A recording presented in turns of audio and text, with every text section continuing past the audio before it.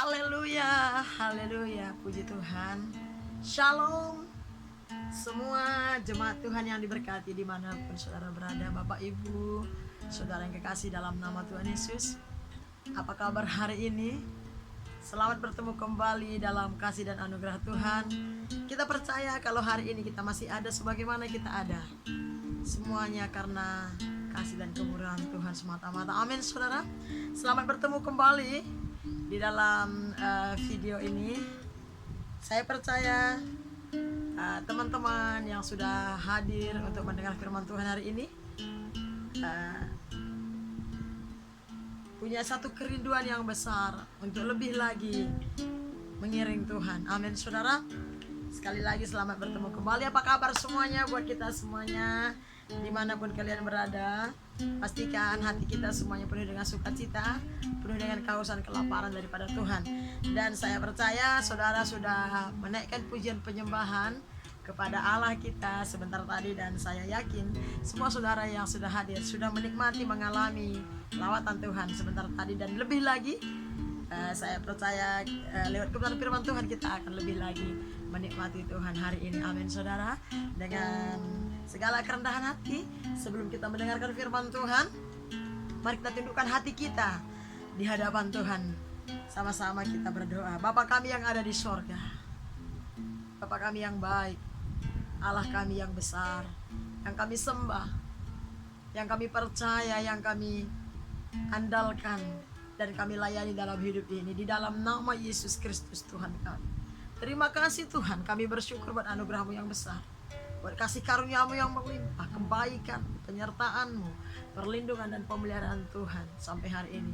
Kalau hari ini kami masih ada sebagaimana kami ada, semua karena kemurahan Tuhan semata-mata. Oleh karena itu kami bersyukur, dan tidak ada alasan bagi kami untuk tidak bersyukur, tidak bersukacita di dalam Tuhan.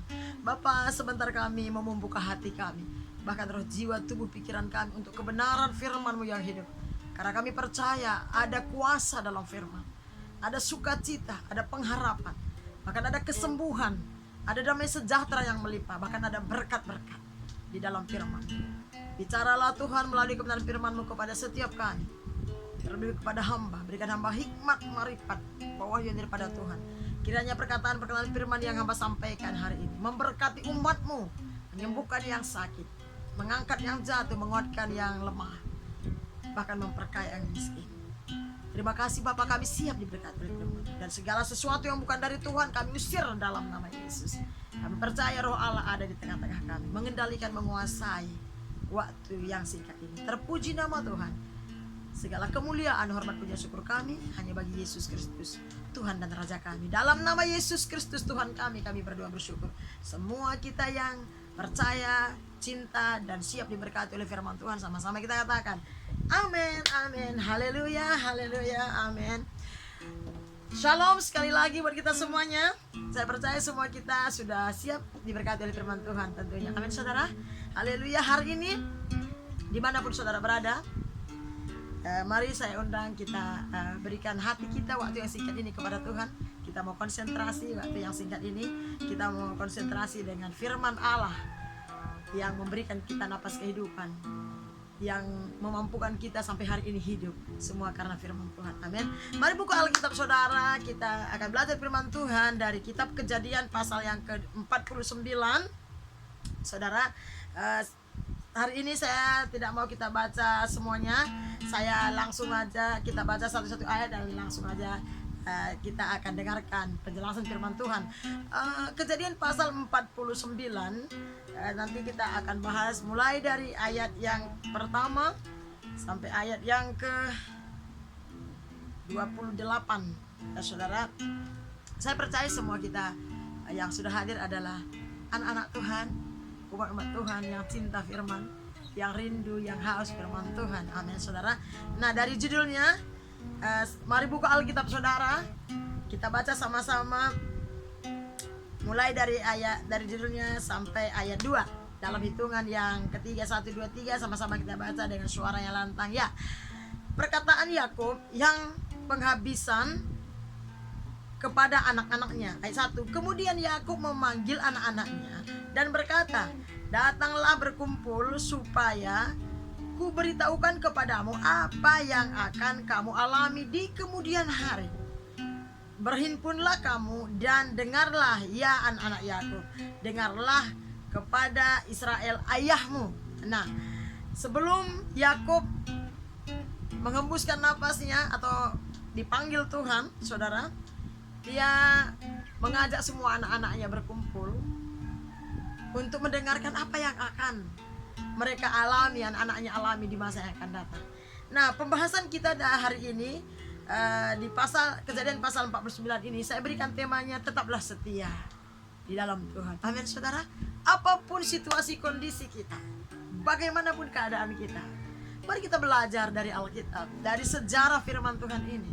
Mari kita belajar, khususnya yang kita bahas hari ini di Kejadian 49 ini, kita mau belajar kepada Yakub dan anak-anaknya yang setia.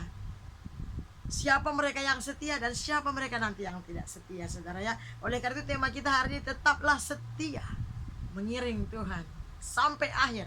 Nah, saya kasih subtema kesetiaan kita menentukan penggenapan janji Allah kepada setiap kita. Yang percaya katakan amin. Nah, tadi kita sudah baca ayat 1 sampai ayat 2, bagaimana Yakub sebelum dia mati, saudara, dia memanggil semua anak-anaknya, ke-12 anak-anaknya. Dia memanggil anak-anaknya dan dia berkata, mari semua berkumpul.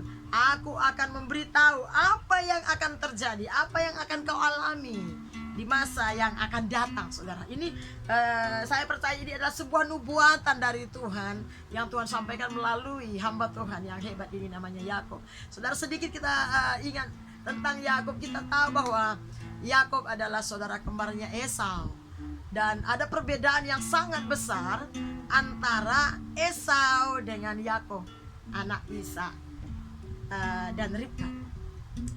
Alkitab mencatat bahwa Yakub adalah seorang yang tenang, seorang yang suka tinggal di kemah atau dalam hadirat Tuhan, seorang yang mencintai ketenangan, kedamaian, seorang yang suka bersekutu dengan Tuhan. Kita percaya seorang yang tenang, suka tinggal di kemah itu adalah gambaran dari Yakub, seorang yang suka tinggal dalam hadirat Tuhan, seorang yang mencintai hadirat Tuhan, seorang yang suka bersekutu dengan Tuhan, seorang yang terikat rohnya dengan roh Tuhan, seorang yang melekat dengan Tuhan, seorang yang dekat dengan Allah, saudara.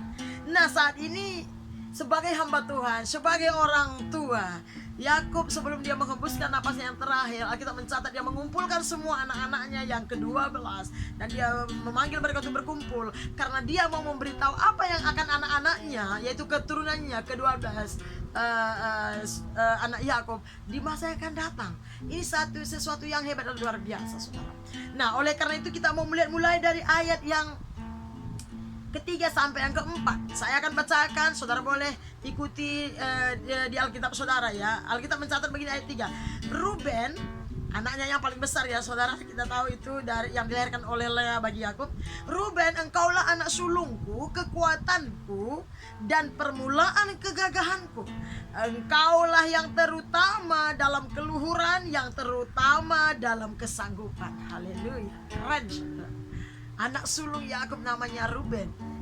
Saudara tahu janji Tuhan sebenarnya kepada Ruben sebagai seorang anak sulung. Kita tahu di Alkitab itu anak sulung itu biasanya yang dinomorsatukan, bukan berarti menomorduakan yang lain. Memang dia yang diutamakan. Seperti kita mencatat, Ruben engkaulah anak sulungku. Nah, Yakub berkata kekuatanku dan permulaan kegagahanku. Wow. Dan yang seterusnya berkata engkau yang terutama. Nah, mulai ayat ini sangat dahsyat. Engkau yang terutama dalam keluhuran. Tidak ada yang lain di antara saudara-saudara. Ruben yang terutama. Engkau yang terutama dalam kesanggupan. Wow, dalam kekuatan, kemampuan. Tuhan janjikan bahwa Rubenlah yang terutama dalam keluhuran. Saudara tahu tentang keluhuran ya.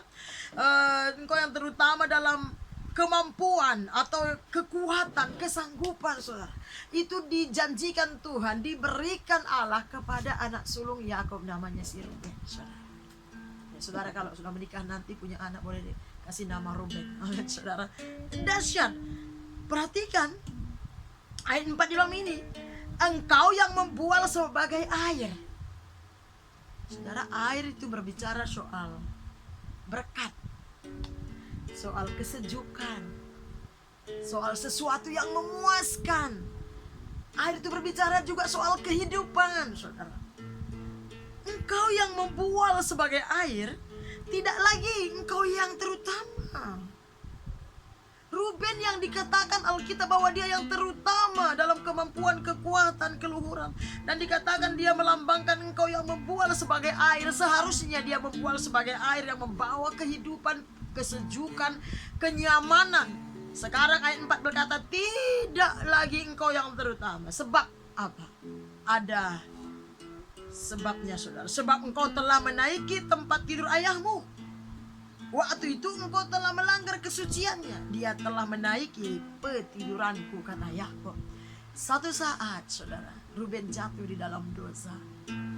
Dia tidur dengan gundiknya Yakub, namanya Bilha. Kalau saudara boleh baca ke belakangnya, saudara. Kita di sana bahwa Ruben tidak lagi menjadi anak sulung yang akan menerima janji Tuhan yang hebat itu. Dia gagal di perjalanan, di tengah perjalanan dia gagal. Makanya saya kasih tadi temanya, tetaplah setia sampai akhir mengiring Tuhan. Nah, kalau kita lihat di sini bahwa kesetiaan kita itu menentukan penggenapan janji Tuhan. Ada banyak janji Tuhan kepada saya dan saudara. Sebelumnya mari kita melihat salah satu ayat tentang janji Tuhan kepada saya dan saudara sebagai anak-anaknya, sebagai umat-umat pilihannya. Kita buka Yeremia pasal yang ke-29. Saudara buka Alkitab saudara, kitab Yeremia pasal yang ke-29. Ini ayat hafalan biasanya anak-anak muda. Ya, Yeremia 29.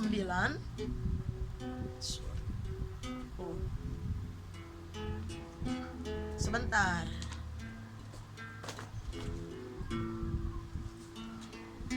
Yeremia 29 ayat yang ke-11, satu ayat saja tentang janji Tuhan mengingatkan kita kembali. Mari saya akan bacakan buat saudara. Sebab aku ini mengetahui rancangan-rancangan apa yang ada padaku, kata Tuhan, mengenai kamu. Demikianlah firman Tuhan, yaitu rancangan damai sejahtera dan bukan rancangan kecelakaan, untuk memberikan kepadamu hari depan yang penuh pengharapan. Rancangan Tuhan kepada setiap saya dan saudara yang percaya kepada Dia, yang berharap kepada Dia, saudara. Bukan rancangan kecelakaan, bukan rancangan penderitaan, bukan rancangan kerugian dan sebagainya, tetapi rancanganku kepadamu, kata Tuhan, adalah hari depan yang penuh bahagia, hari depan yang penuh dengan pengharapan, rancangan damai sejahtera yang Tuhan buat sama saya dan saudara. Ini janji Tuhan kepada kita. Ini harus menjadi pegangan saya dan saudara sebagai anak-anak Tuhan, sebagai ahli waris kerajaan surga, sebagai milik kepunyaan Allah. Apalagi kita yang ada di zaman sekarang ini, kita sudah ditebus oleh darah Yesus yang mahal dan tidak bercacat celah, saudara. Dan rancangan itu menjadi milik saya dan saudara yang percaya kepada Tuhan. Ini janji Tuhan, saudara. Ada banyak janji Tuhan di dalam Alkitab. Salah satunya. Nah, tetapi kita melihat di pasal 49, Kejadian 49 ini, betapa Ruben yang seharusnya menerima janji Allah yang hebat dan luar biasa untuk masa depannya, untuk keturunannya, saudara. Tetapi karena dia melanggar firman Tuhan, dia tidak menguasai dirinya, dia tidak sanggup setia sampai akhir, saudara. Dia gagal di tengah jalan. Saudara, mari kita belajar dari sejarah ini. Jangan sempat apa yang Tuhan janjikan dan harapkan dan Tuhan memberikan kepada kita hanya karena hal-hal yang bodoh, yang hina, yang sepele, membuat kita menyimpang dari jalan Tuhan, membuat kita jatuh dalam dosa, kita tidak setia lagi kepada Tuhan. Nah, artinya apa, saudara?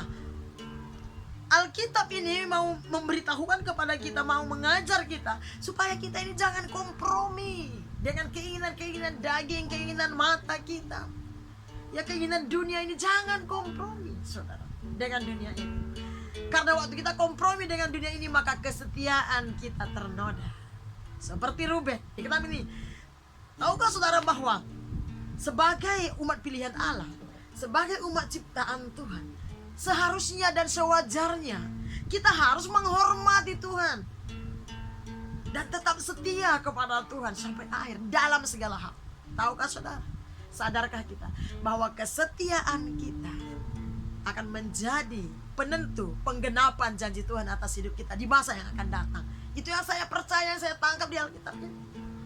Nah, hormatilah Tuhan dengan tetap setia kepadanya. Orang-orang yang setia kepada Tuhan itu adalah orang-orang yang menghormati Tuhan. Itulah orang-orang yang menghargai Tuhan sebagai Tuhan, sebagai pencipta, sebagai sumber segala yang terbaik bagi dia. Makanya kitab Amsal berkata banyak orang yang menyebut diri baik, tapi siapakah yang menemukan orang yang setia? Boleh kita buka Amsal pasalnya ini, ayat yang selalu kita baca, saudara. Kita lihat Amsal pasal yang ke-20 ayat yang ke-6. Buka Alkitab saudara, supaya kita terus belajar dan belajar. Amsal pasal yang ke-20 ayat yang ke-6. Saya bacakan buat kita semua. Kita mencatat begini: banyak orang yang menyebut diri baik, tetapi orang yang setia siapakah yang menemukan?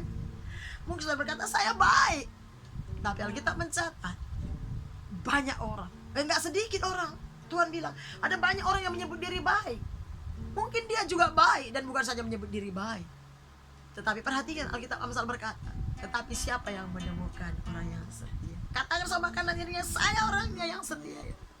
Katakan sama kanan kiri saudara, kamulah yang setia. Amin saudara. Mungkin orang banyak sanggup berbuat baik, tapi belum tentu setia. Tapi orang kalau setia pasti baik. Amin. Oleh karena itu jadilah kita menjadi anak-anak Tuhan yang setia. Dalam segala perkara kita setia. Nah, perhatikan baik-baik. Orang kalau setia sama Tuhan, saya yakin dan percaya dia pasti setia dengan yang lain, termasuk dengan pasangannya, dengan keluarganya, dalam pekerjaannya, bahkan terhadap keuangannya di hadapan Tuhan. Orang kalau setia kepada Tuhan pasti setia kepada yang lain. Jadi orang kalau nggak bisa setia kepada Tuhan, waduh, dia mungkin bisa berkata saya setia, tetapi Alkitab mencatat Allah tidak bisa dipermainkan, karena Tuhan tahu kita setia atau tidak. Manusia mungkin melihat kita setia, tapi Tuhan tahu saya dan saudara orang yang setia atau tidak. Pastikan kita tetap setia kepada Tuhan dalam segala situasi dan kondisi. Sering sekali kondisi, situasi, keadaan di sekeliling kita, saudara, akan membuat kita tidak setia. Seperti Ruben tadi, saya percaya selama ini dia tidak jatuh dalam dosa, tapi dalam satu kali dia jatuh dalam dosa. Mari kita lihat ayatnya ya saudara ya.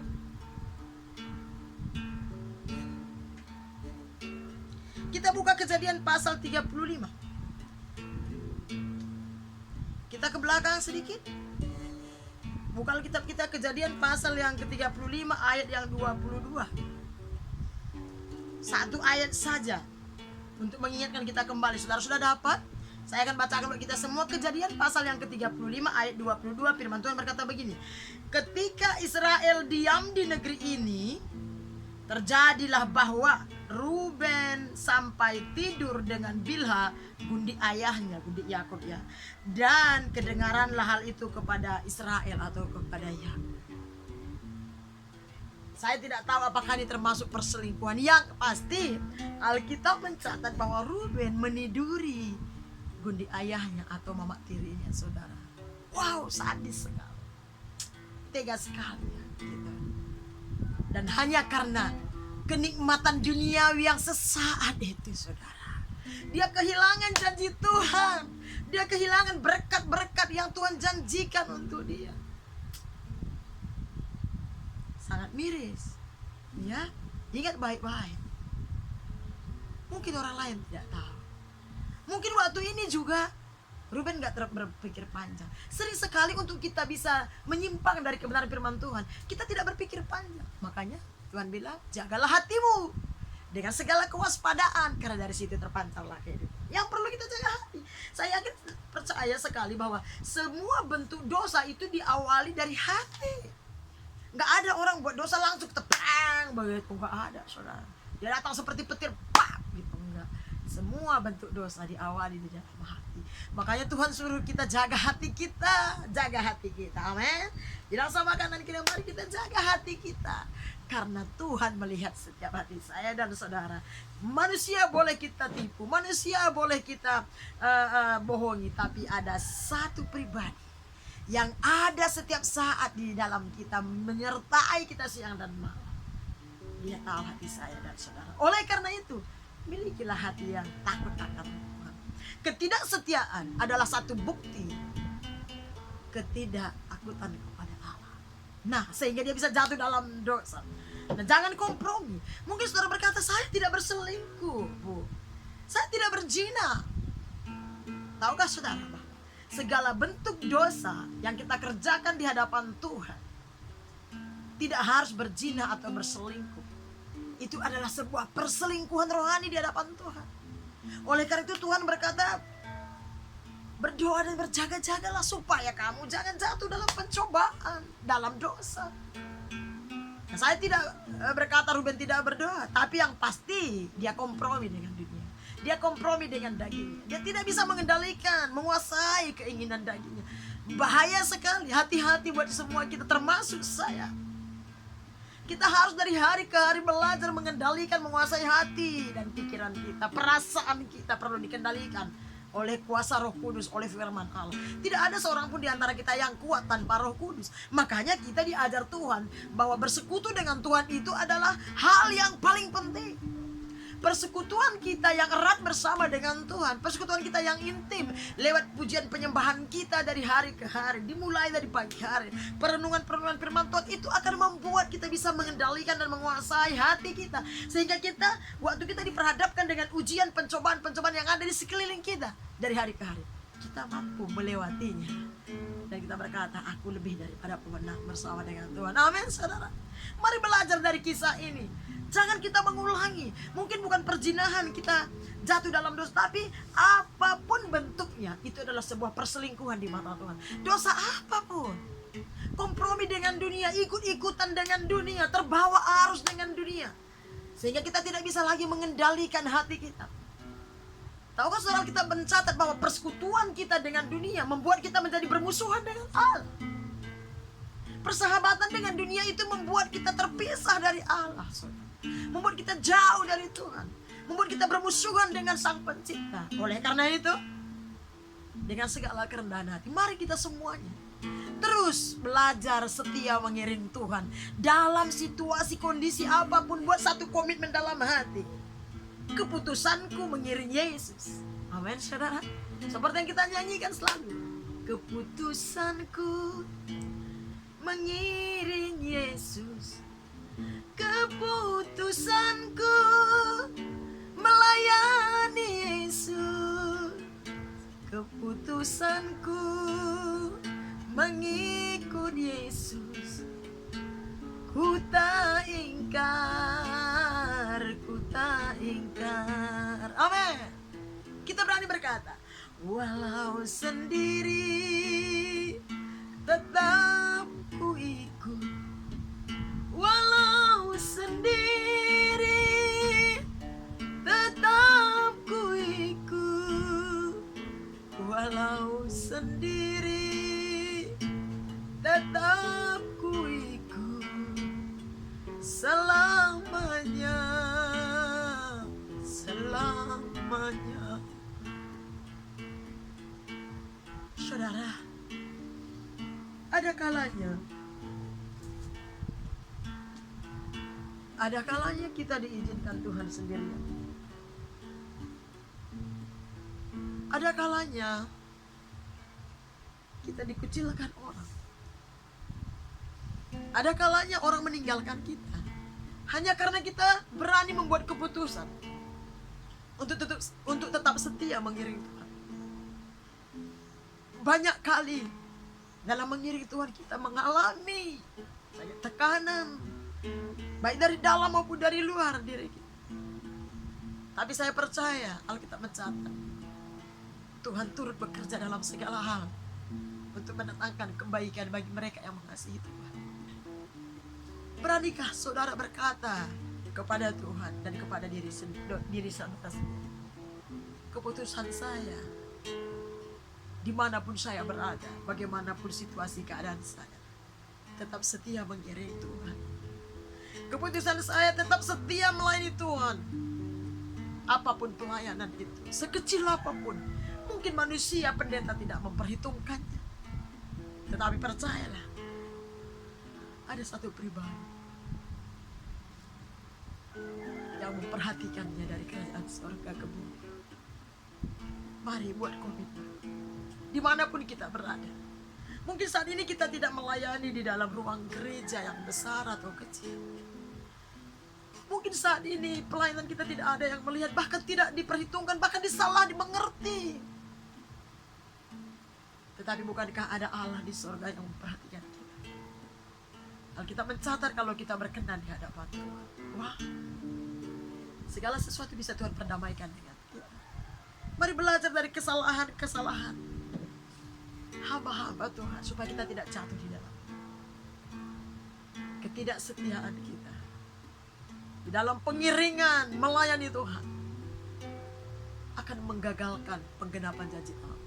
Jangan sia-siakan waktu-waktu yang sudah saudara korbankan, berikan kepada Tuhan. Setialah merenungkan firman-Nya siang dan malam. Awalilah hari-hari saudara dengan doa, ucapan syukur, pujian, penyembahan, perenungan firman Tuhan dalam situasi kondisi apapun saat ini. Jangan hanya karena mungkin gereja tidak buka, saudara sudah menyimpang ke sana kemari. Dengar baik, gereja yang sesungguhnya bukan bangunannya, tapi diri saudara dan diri saya.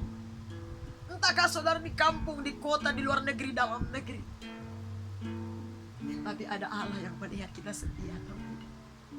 Ketulusan hati saya dan saudara mengiring Tuhan,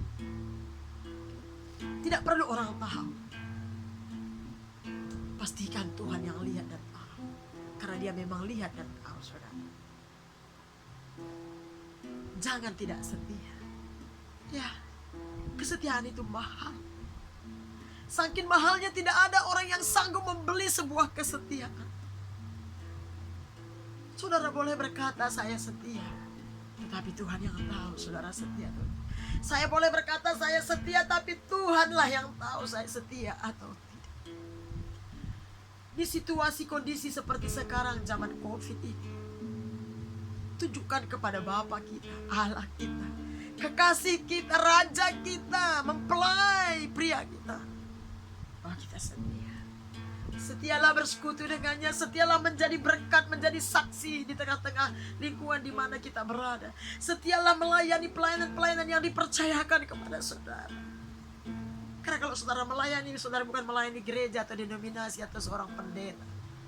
Kalau saudara melayani, saudara sedang melayani Sang Pencipta saudara. Demikian juga saya. Dan pelayanan itu tidak hanya di 4 tembok gereja. Pelayanan itu di mana kita ada. Dan ada satu yang lebih penting. Sebelum kita melayani pekerjaan Tuhan, pastikan kita setia melayani Sang Pencipta itu Yesus lewat hubungan-hubungan kita dengan Tuhan. Dan saya percaya orang yang setia melayani Yesus secara pribadi lewat hubungannya, komunikasinya dengan Allah, pasti setia di dalam gerejanya Tuhan. Amin, saudara. Haleluya.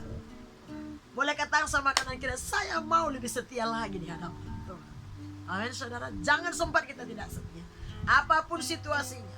Karena iblis 24 jam akan mencari kesempatan untuk membuat setiap saya dan saudara yang percaya kepada Tuhan supaya kita gagal dalam kesetiaan ini. Karena iblis tahu, walaupun dia bukan maha tahu, dia tahu betul waktu kita tidak setia, kita kehilangan apa yang Tuhan janjikan. Tapi bagi saudara yang setia, tidak perlu takut. Ada tertulis, orang yang setia pasti menerima penggenapan janji. Seperti Alkitab ini kita akan melihat seterusnya, saudara. Oke, saudara. Nah, itu tadi Ruben, anak sulungnya Yakub, dia gagal dalam kesetiaan. Satu kali dia jatuh dalam dosa. Mungkin saudara bukan dosa jatuh dalam dosa perzinahan, tapi dosa apapun. Intinya begini, jangan sempat apapun dan siapapun yang membuat kita tidak setia mengiring Tuhan di dalam hubungan kita dengan Tuhan, dalam pelayanan kita, di dalam sebuah gereja di mana kita melayani. Apa yang Tuhan percayakan melalui pemimpin-pemimpin kita, pemimpin rohani kita, mari kita kerjakan dengan setia di hadapan Tuhan. Amin. Haleluya. Nah, ayat seterusnya, ayat yang kelima, saudara. Saya akan bacakan buat saudara sehingga kita tidak jatuh dalam dosa yang sama. Ayat 5 dikatakan ini, Simeon dan Lewi bersaudara. Ini juga adik Ruben, anaknya dari Lea, ya, yang dilahirkan Lea kepada Yakub.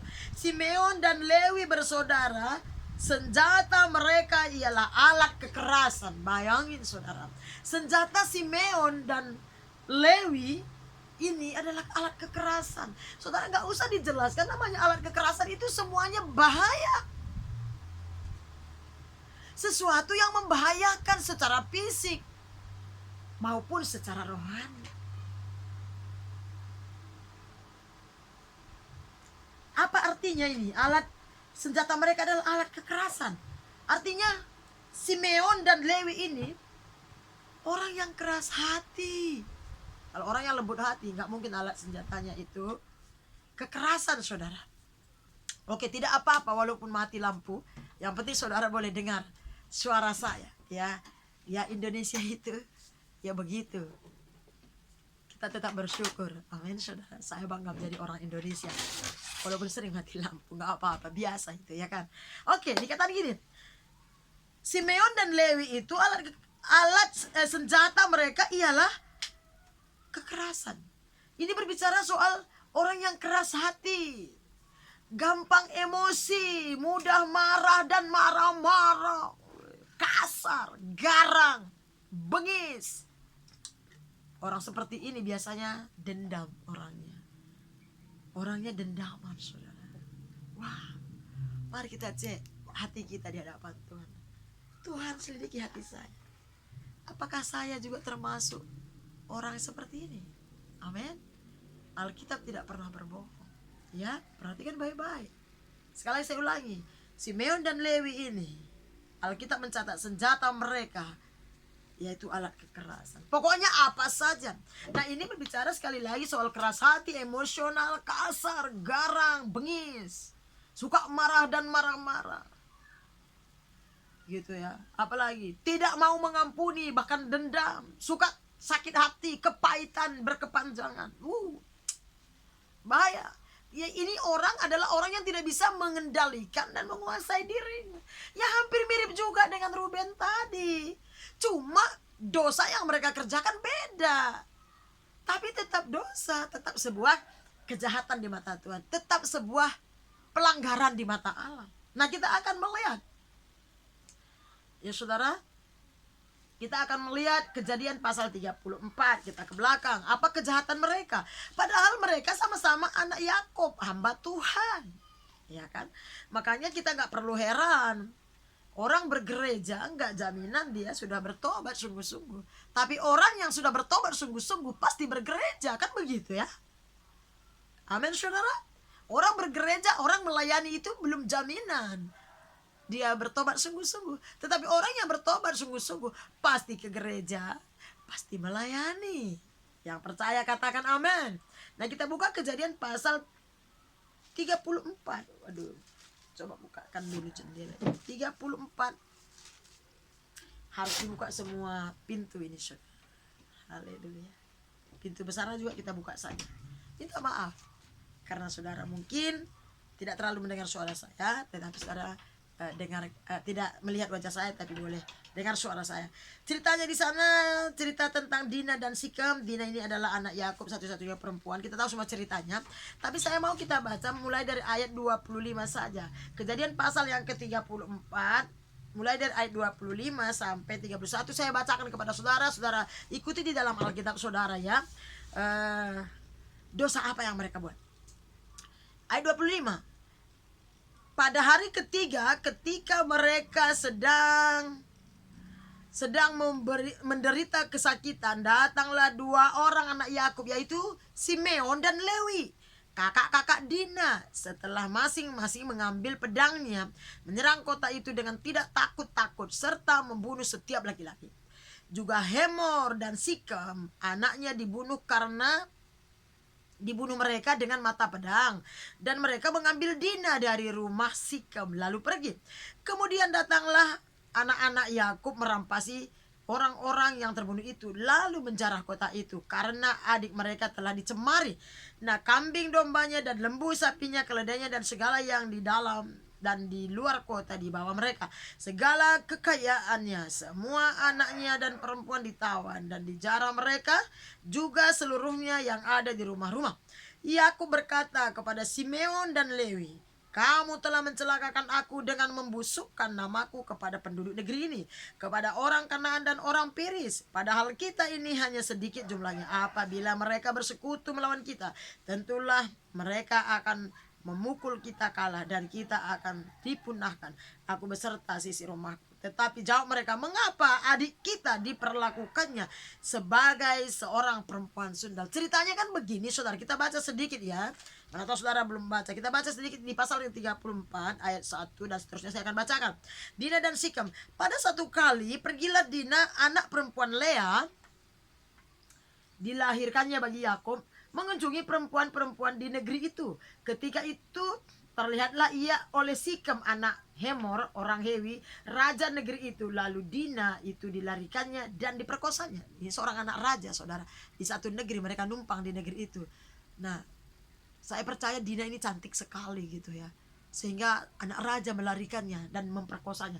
Tetapi terikanlah hatinya, hati si Sikem anak raja tadi, kepada Dina anak Yakub. Ia dicintai, ia cinta kepada gadis itu, lalu memenangkan hati gadis itu. Nah, sebab itu berkatalah Sikem kepada Hemor ayahnya, ambillah bagiku gadis itu untuk menjadi istriku, dan bla bla bla seterusnya. Nah, singkat ceritanya, anak-anak Yakub semua meminta persyaratan, karena di adat orang Israel itu sangat buruk sekali kalau memperkosa anak gadis. Itu tidak, ya sama sampai sekarang, itu sebuah penghinaan gitu ya. Nah, anak-anak Yakub nggak terima, khususnya Simeon dan Lewi saudara. Padahal mereka sudah setuju dengan Yakub, sudah buat persyaratan bahwa mereka akan sambil mengambil, saling menikahi, dan pastinya mereka pasti minta maaf, dan mereka berjanji mau menikahi Dina. Nah, anak-anak Yakub minta satu persyaratan, karena orang Israel itu kan harus disunat ya, dan mereka minta supaya semua laki-laki yang ada di kota itu, di negeri itu, harus disunat. Kalau tidak, mereka tidak mengizinkan Dina dinikahi oleh Sikem anak si Raja Hemor. Tapi Raja Hemor dan Sikem menerima, bahkan seluruh rakyatnya disunat, kata Alkitab. Saudara, rupanya bukan sekedar persyaratan yang mereka buat. Rupanya jauh di balik persyaratan itu ada niat yang jahat kepada Simon dan Lewi. Ya mungkin semuanya mereka yang bersaudara ikut, tetapi kenapa Simon dan Lewi yang kena resikonya? Ya, kalau zaman sekarang ini kemungkinan besar kayaknya sepertinya itu gitu ya kan. Otaknya dari mereka yang punya inisiatif, mereka yang punya wacana, mereka yang punya gagasan gitu ya. Tuhan tahu ya, Tuhan tahu siapa yang punya gagasan yang jahat. Mungkin Yakub tidak tahu, tapi Allah Bapa kita di sorga, Tuhan yang kita sembah itu tahu. Mungkin di depan kita kelihatan manis dan baik kepada semua orang, tapi siapa yang tahu hati kita? Makanya tadi saya kasih tahu, jaga hati kita masing-masing. Tuhan tahu gagasan-gagasan kita yang belum kita keluarkan, yang belum kita ucapkan. Tuhan tahu inisiatif kita, Tuhan tahu rencana-rencana jahat atau baik atau benar di dalam hati kita. Makanya hati-hati, takutlah akan Tuhan. Karena cuma Dia yang tahu apa yang ada di dalam hati kita yang paling dalam. Dia tahu rencana jahat kita atau rencana baik kita, Dia tahu. Dan rupanya saudara, apa yang terjadi dalam hati ini sangat mempengaruhi kehidupan kita ke depan. Mereka berkata, jaga hatimu dengan segala kewaspadaan. Nah, hasilnya tadi apa saudara? Kita melihat ya di pasal 34 tadi ya. Kita melihat sekali lagi.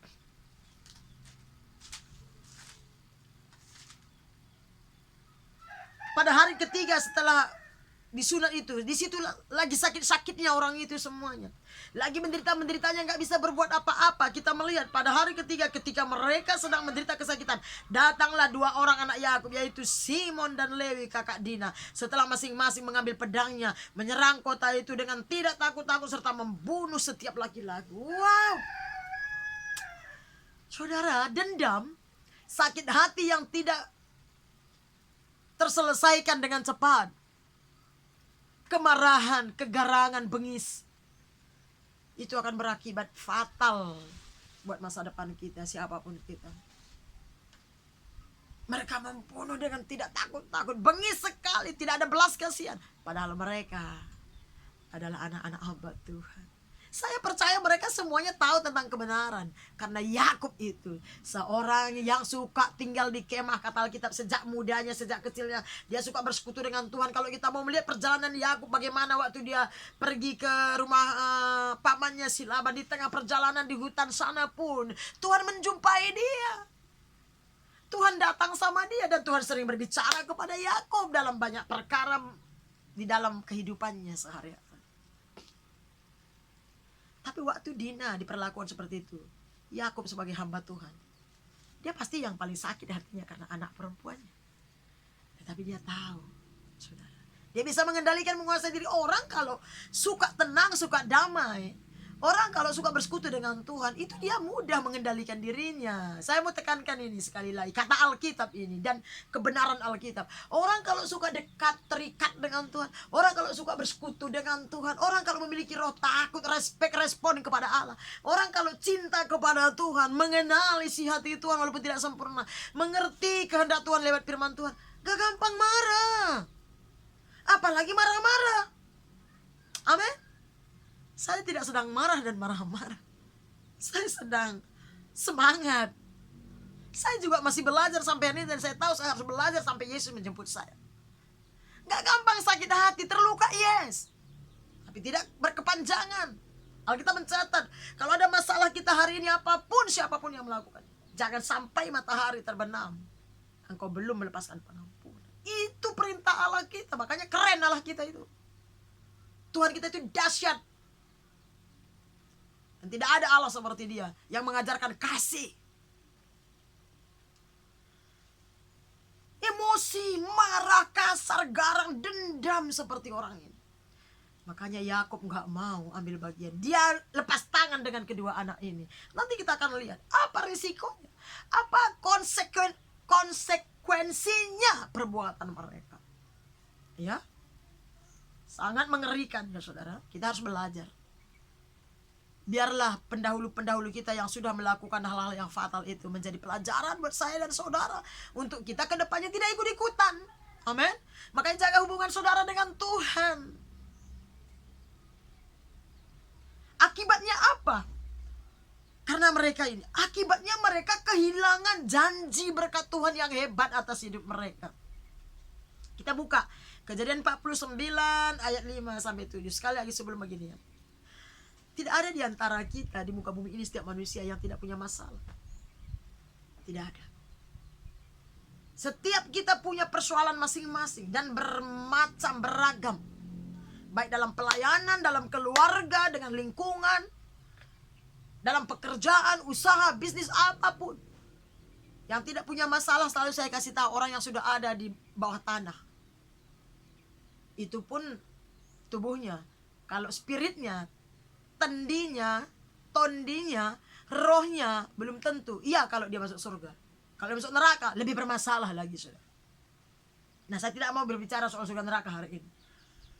Nah, akibat kemarahan mereka, kebengisan mereka, akibat mereka tidak bisa mengampuni, saudara, mereka kehilangan. Mereka tidak sanggup setia kepada perintah Tuhan. Tidak setia mereka. Ada bermacam-macam yang bisa membuat kita gagal dalam mengiring Tuhan dalam kesetiaan. Saudara, kesetiaan itu tidak bisa dikatakan sebuah kesetiaan tanpa diuji oleh waktu. Saudara, mari kita melihat ayat yang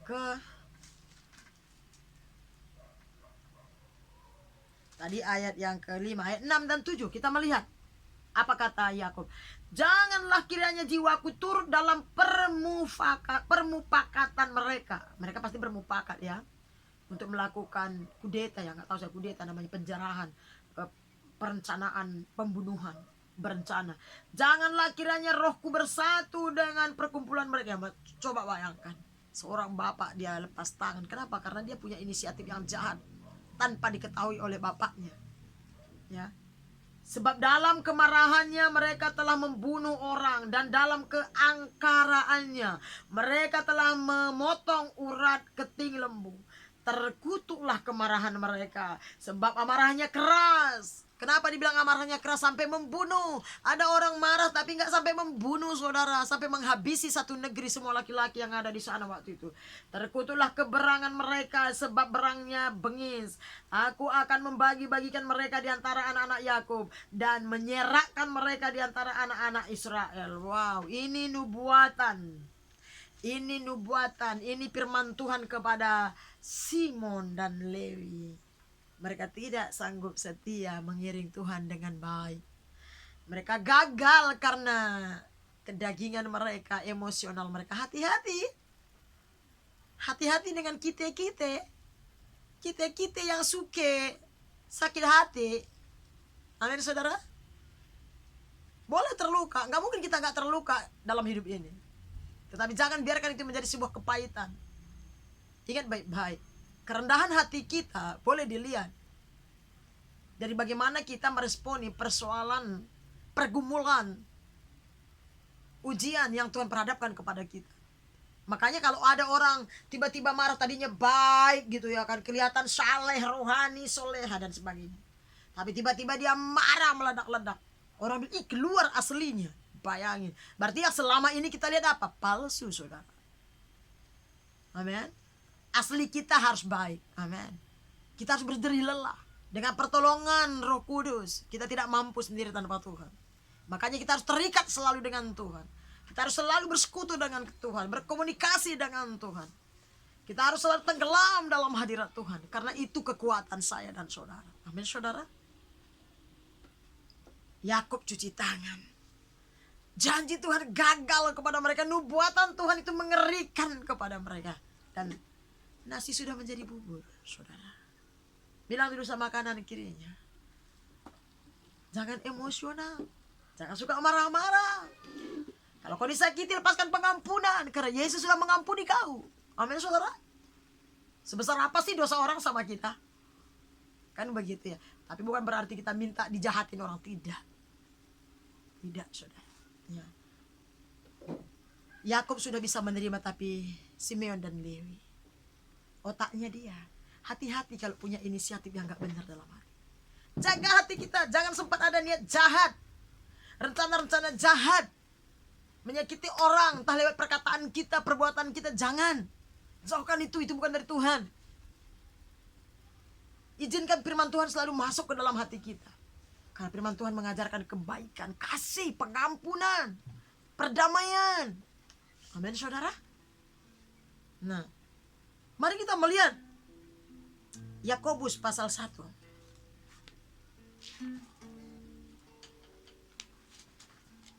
Saya mau tekankan yang dua ini, karena yang lainnya semuanya yang bagus.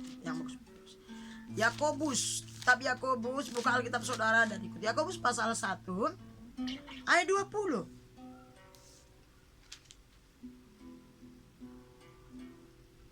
Sebab amarah manusia tidak mengerjakan kebenaran di hadapan Allah. Amarah manusia. Pokoknya kalau kita amarah, gak pernah betul. Apapun alasannya, kalau kita marah-marah gak pernah betul. Bahkan ada ayat yang lain berkata boleh marah tapi jangan buat dosa. Coba saudara bayangkan, gimana sih marah gak berbuat dosa? Nggak mungkin kan?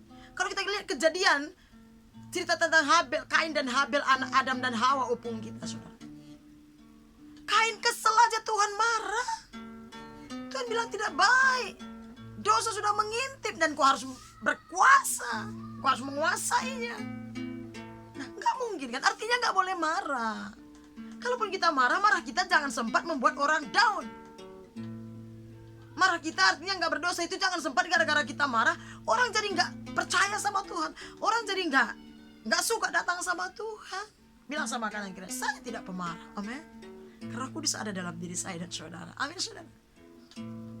Tahu saudara, orang yang suka marah-marah itu adalah orang yang paling menderita. Mau uangnya banyak, mau emasnya banyak, mau titelnya 100, mau bicaranya pinter, mau keliling dunia setiap hari, mau dipuji orang. Orang kalau suka marah-marah, pasti hatinya sering gak ada kedamaian.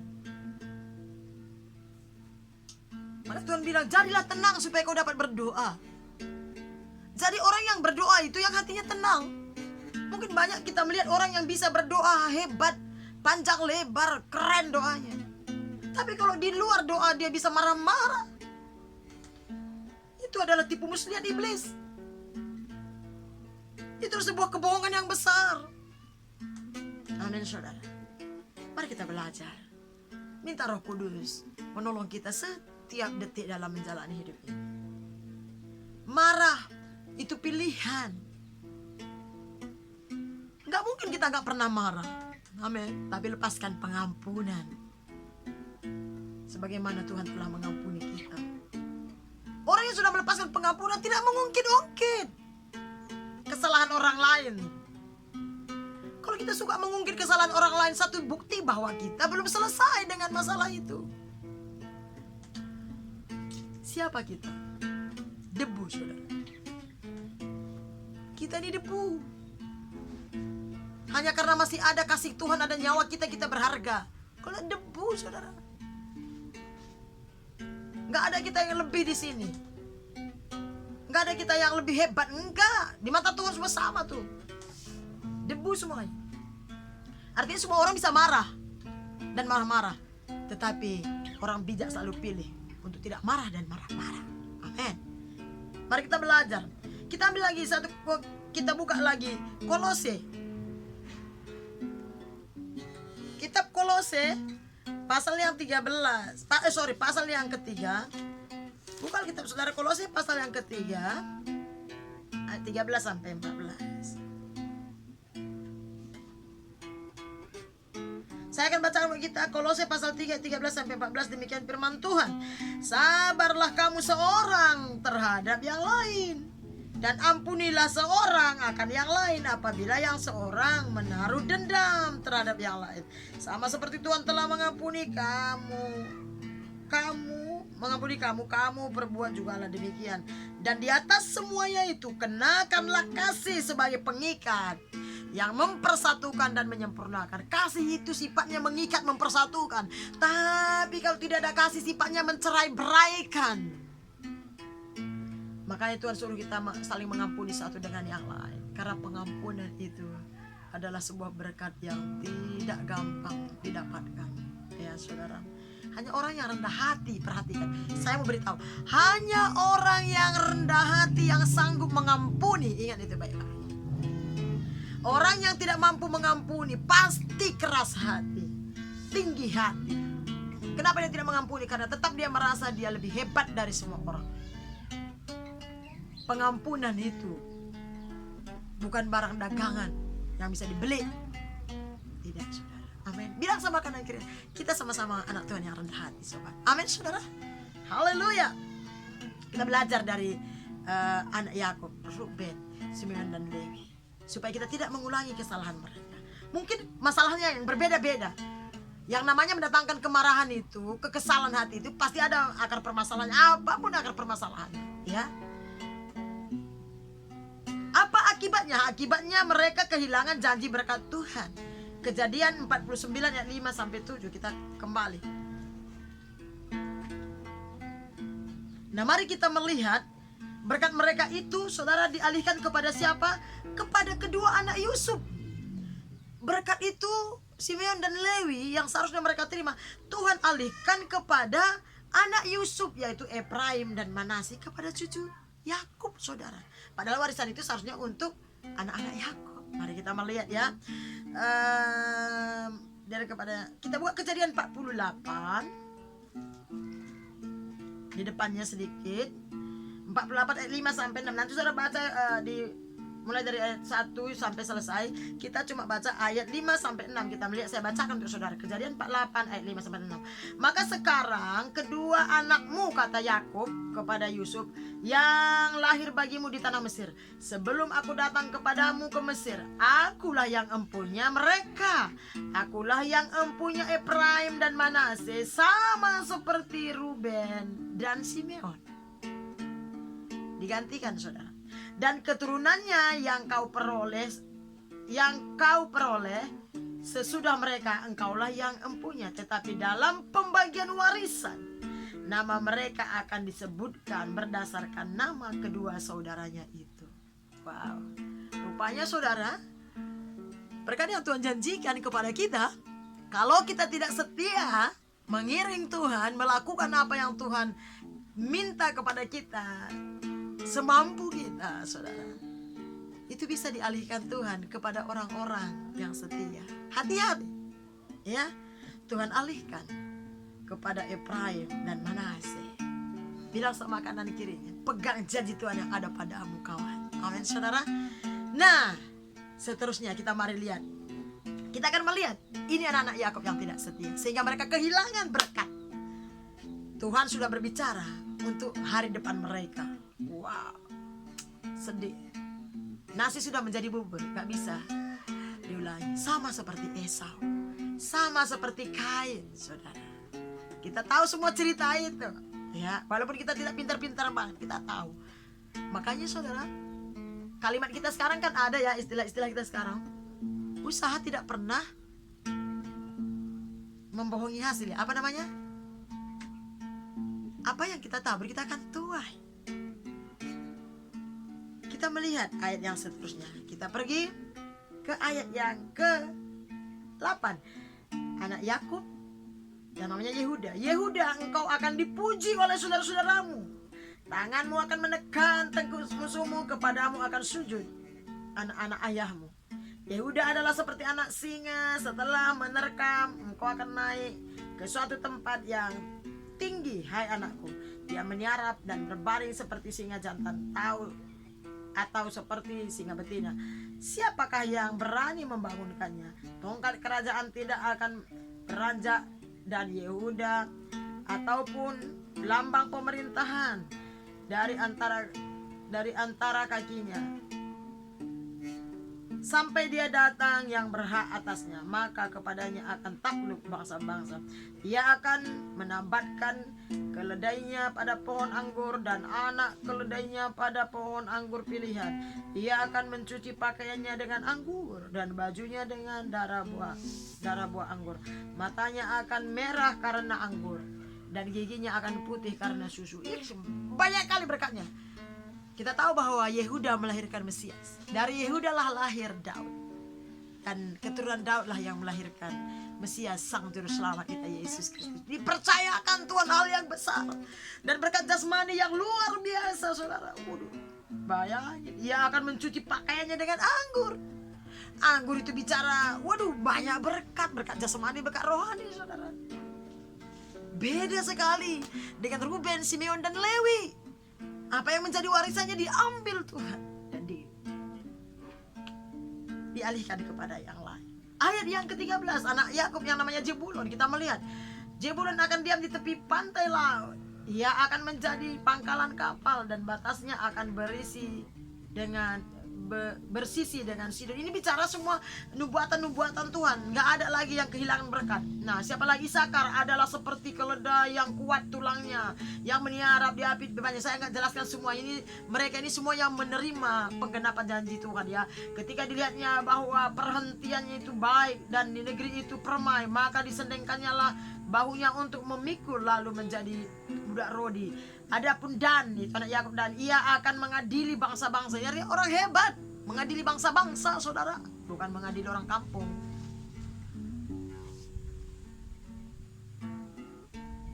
Sebagai salah satu suku Israel, semoga Dan menjadi seperti ular di jalan, seperti ular beludak di denai, yang memagut tumit kuda, sehingga penunggangnya jatuh ke belakang. Aku menanti-nantikan keselamatan yang daripadamu, ya Tuhan. Gad, anak Yakub, ia akan diserang oleh gerombolan, tetapi ia akan menyerang tumit mereka. Artinya dia gagah perkasa, dia akan selalu menang. Aser, makanannya akan berlimpah mewah, dan ia akan memberkati santapan raja-raja yang suka makan mewah. Ini orang ini diberkati, bahkan menikmati bahkan dikatakan akan memberikan santapan raja-raja. Dia berdiri di hadapan orang-orang dahsyat, orang-orang hebat, orang-orang berpengaruh, saudara. Ini diberkati. Siapa lagi? Natali. adalah seperti rusa betina yang terlepas. Ia akan melahirkan anak-anak indah. Anak-anak indah itu di Alkitab bukan saja cantik. Anak-anak indah itu saya percaya anak-anak yang selalu sukses di mana-mana, selalu berhasil. Kerohaniannya juga berhasil, bukan saja secara jasmani, saudara. Orang-orang sukses nih, siapa lagi? Yusuf, adalah seperti pohon buah-buahan yang muda. Pohon buah-buahan yang muda pada mata air. Dahan-dahannya naik mengatasi tembok. Pohon buah-buahan. Gak ada orang yang gak suka buah. Hanya orang sakit yang gak suka buah. Kenikmatan menjadi miliknya. Keberhasilan, kesuksesan melebihi orang lain. Itu janji Tuhan kepada dia. Walaupun pemanah-pemanah telah mengusiknya, memanahnya dan menyerbunya, namun panahnya tetap kokoh dan lengan tangannya tinggal lihat. Oleh pertolongan yang maha kuat, perlindungan Yakub, oleh sebab gembalanya gunung batu Israel. Yusuf ini orang yang mengandalkan Tuhan. Makanya dia seperti pohon buah-buahan, selalu berbuah di mana-mana. Saudara, kalau tanam pohon buah dan gak ada buahnya, pasti saudara kesel. Artinya apapun yang dikerjakan berhasil. Kita tahu cerita Yusuf. Kenapa Alkitab mencatat Tuhan menyertai Yusuf? Karena Yusuf itu orang yang mengasihi Tuhan. Kita tahu waktu diperhadapkan dia dengan Tante Poti yang cantik, wangi, begitu luar biasa. Tapi Yusuf berkata, bagaimana mungkin aku melakukan dosa yang besar ini di hadapan Allahku? Yang dia takut bukan Potifar. Yang Yusuf takut itu Tuhan. Jadi orang kalau takut Tuhan tidak melakukan dosa sekalipun orang tidak melihatnya. Amin. Yusuf, kita tahu dia seorang adik yang pernah dijual abangnya, mau dibunuh, dia gak pernah melawan. Hatinya lembut. Waktu dia bertemu dengan saudara-saudaranya yang pernah mau membunuh dia, yang menjual dia ke Mesir. Waktu dia setelah menjadi penguasa di Mesir, menjadi perdana menteri di Mesir, saudara, tidak ada sepatah kata pun yang menyakitkan dan melukai saudara-saudaranya yang keluar dari mulutnya. Engkau memang mereka-rekakan yang jahat, tapi Allah menjadikannya hal yang baik. Hatinya penuh dengan belas kasihan. Orangnya tidak pendendam. Orangnya tidak bengis, tidak pemarah. Apalagi marah-marah. Orangnya gak mengingat-ingat kesalahan orang lain. Saudara, jadi gak heran Tuhan angkat dia, saudara. Mari cek hidup kita, hati kita. Belajar. Sama-sama kita belajar. Amin. Kita belajar dari sejarah nenek moyang kita di Alkitab ini. Ada banyak di sana yang bisa kita belajar. Kita mau jadi apa? Nah, saudara, sangat luar biasa, beda sekali. Dikatakan oleh Allah ayahmu yang akan menolong engkau, dan oleh Allah yang Maha Kuasa yang akan memberkati engkau dengan berkat dari langit di atas, dan dengan berkat samudera raya yang letaknya di bawah, dengan berkat buah dada dan kandungan. Mau dari mana-mana dia mendapat berkat. Berkat ayahmu melebihi berkat gunung-gunung yang sejak dahulu, yakni yang paling sedap di bukit-bukit yang berabad-abad. Semuanya itu akan turun ke atasmu, ke atas kepala Yusuf, ke atas batu kepala orang yang teristimewa di antara saudara-saudaranya. Saudara, saya percaya semuanya kita suka dibilang spesial ya. Saya percaya semua kita suka diistimewakan, apalagi oleh Tuhan. Amin. Kalau Yusuf bisa, kenapa kita tidak? Mari cari perkenanan Tuhan. Buat Tuhan terpesona ngelihat kita siang dan malam. Buat Tuhan suka dengan kita. Buat Tuhan tertawa dengan kita. Siapa itu? Orang yang rendah hati, yang lemah lembut, penuh kasih, penuh pengampunan, suka berdamai, suka bergaul dengan Tuhan, bersekutu dengan Tuhan, suka menolong, suka melihat orang lain berhasil, suka melihat orang lain bahagia, suka melihat orang lain sukses. Yusuf, keren ya saudara, luar biasa. Mari kita belajar sama-sama. Dia setia dalam segala perkara. Mau dia dibuang ke penjara, mau dia dijual, mau dibunuh, mau dimasukkan ke lubang sumur, difitnah, Yusuf jaga hatinya. Kenapa? Karena dia mengasihi Tuhan. Rohnya terikat dengan roh Tuhan, sehingga di penjara pun dia bisa menjadi berkat. Dipitnah pun dia. Kita belum dipitnah. Waduh, kita mau bertobat hari ini. Amin saudara. Saya akan selesaikan. Benyamin adik Yusuf, karena Yusuf dan Benyamin satu mamanya Rahel ya, kita tahu. adalah seperti serigala yang menerkam. Pada waktu pagi ia makan mangsanya, pada waktu malam, pada waktu petang ia membagi-bagi rampasan. Dia orang yang gagah perkasa. Semua yang dikerjakannya diberkati Tuhan berhasil. Kita rindu seperti itu, amin saudaraku. Mari kita belajar. Ayat terakhir 28. Itulah semuanya suku Israel, 12 jumlahnya. Dan itulah yang dikatakan ayahnya kepada mereka ketika ia memberkati mereka. Tiap-tiap orang diberkatinya dengan berkat yang diuntukkan kepada mereka masing-masing. Saya percaya firman Tuhan ya dan amin sampai hari ini. Saya percaya dulu, sekarang, sampai selama-lamanya. Alkitab mencatat firman Tuhan ya dan amin. Dia tidak berubah. Kita yang suka berubah-ubah. Mari kita tetap setia, berpegang teguh kepada firman Tuhan. Kesimpulan kita hari ini, jadilah dan tetaplah setia kepada Tuhan sampai akhir. Jangan biarkan apapun dan siapapun yang membuat kita tidak setia mengiring dan melayani Tuhan dalam hidup ini. Sebab kesetiaan kita menentukan penggenapan janji-janji Tuhan kepada saya dan saudara. Yang percaya katakan amin. Amin saudara. Kesetiaan kita pasti diperhitungkan oleh Tuhan. Jangan cuma kita menjadi orang yang baik, tapi jadilah orang yang setia.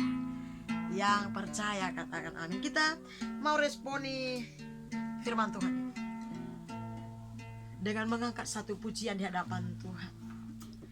Saya percaya waktu kita perkatakan dengan segenap hati, Tuhan terberkati. Tuhan bisa ubah dan baharui kita. Biarlah firman Tuhan yang saya sampaikan hari ini membaharui paradigma kita, membangkitkan semangat gairah kita mengiring Tuhan, membawa kita makin hari makin melekat dengan Tuhan, makin percaya kepada Tuhan, makin bersandar kepada Tuhan. Karena Tuhan lihat kita, Tuhan mengasihi kita semuanya saudara. Tuhan tidak pernah membeda-bedakan. Izinkan Tuhan memberkati kita, izinkan Tuhan menuntun hidup kita, izinkan Tuhan menguasai hati kita. Amin. Kita angkat satu pujian ini dengan penuh hikmah. Kita angkat sebagai komitmen, sebagai respon kita, sebagai pernyataan kita di hadapan Tuhan. Dan biar Tuhan terberkati, biar hidup kita dibaharui dan diubah oleh kebenaran firman Tuhan hari ini. Kita katakan, ku tetap cinta, ku tetap setia, apapun yang terjadi dalam pengiringan pelayanan kita kepada Tuhan. Haleluya. Ku tetap cinta, ku tetap cinta, walau badai datang menerpa. Ku tetap cinta, katakan ku tetap setia, ku tetap setia, ku tetap setia, walau badai datang menerpa. Ku tetap setia. Terlalu banyak Tuhan, terlalu banyak yang Tuhan telah beri. Takkan mungkin ku balas dari apa yang ku miliki. Ku persembahkan seluruh hidupku,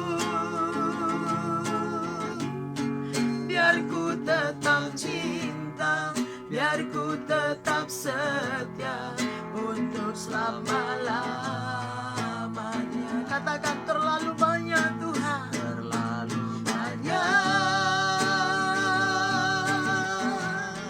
yang Tuhan telah beri. Takkan mungkin ku balas dari apa yang ku miliki. Ku persembahkan seluruh hidupku,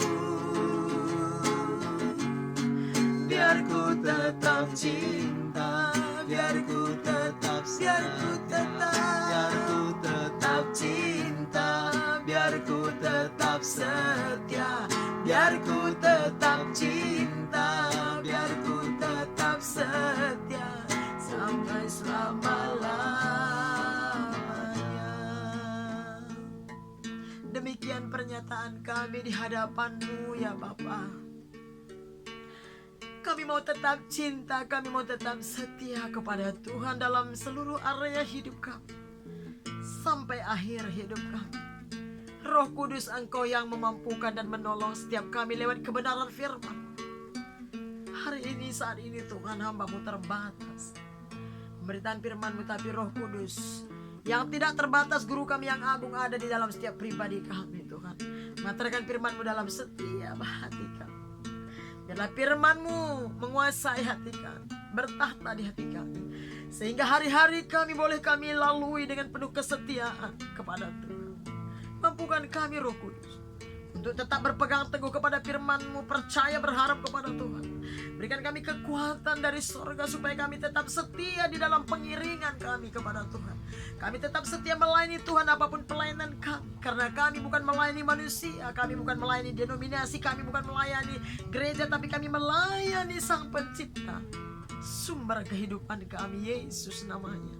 Kami bersyukur, kami bangga punya Allah kepada Tuhan. Seperti itu, biar kami belajar dari firman Tuhan. Apa yang kami dengar hari ini Tuhan, biarlah menjadi pelajaran, memotivasi kami. Hari ini kami mau buat komitmen Tuhan. Apa yang sudah kami kerjakan yang tidak benar, kami minta ampun. Kalau kami sudah tidak setia selama ini, kami minta ampun. Tuhan, ampuni kami, karena kami tahu Tuhan Allah kami yang penuh belas kasihan dan pengampun. Dan mulai hari ini Bapa, kami mau buka lembaran baru. Kami mau bangkit dari kesetiaan kami supaya kami makin hari makin setia di dalam Tuhan. Terima kasih. Terima kasih buat seluruh jemaat-Mu dimanapun mereka berada, umat-Mu yang mendengar firman Tuhan ini.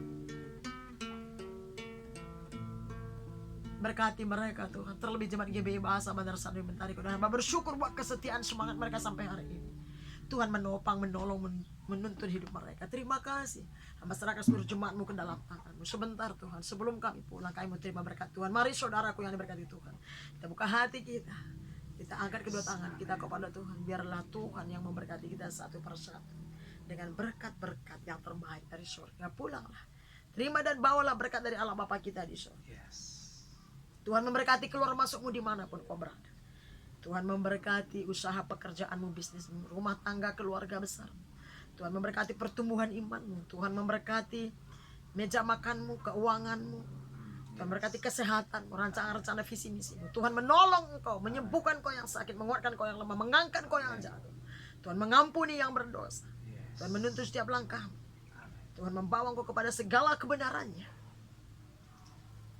Tuhan memberkati masa depan, rancangan-rancangan visi misimu. Tuhan tolong. Damai sejahtera dari Allah Bapa kita di surga, cinta kasih dari Tuhan Yesus Kristus kepada kita gerejanya, serta persekutuan yang manis yang erat bersama dengan Allah Roh Kudus yang menyertai kita sekalian, mulai detik hari ini sampai Maranatha Tuhan Yesus datang kedua kali menjemput kita semua di awan permai. Dalam nama Yesus Kristus Tuhan kami berdoa bersyukur. Semua kita yang percaya dan terima berkat hari ini, sama-sama kita katakan amin, amin, amin, haleluya. Demikian firman Tuhan yang boleh saya sampaikan hari ini. Harapan saya, doa saya, supaya semua teman-teman yang mendengarkannya diberkati, dan semua kita terus belajar. Makin hari kita makin tetap setia, makin setia di dalam Tuhan. Amin saudara, itu saja. Sekali lagi terima kasih banyak karena saudara sudah mendengarkan firman Tuhan ini. Sampai ketemu di waktu yang akan datang. Tuhan Yesus memberkati kita semuanya. Salam.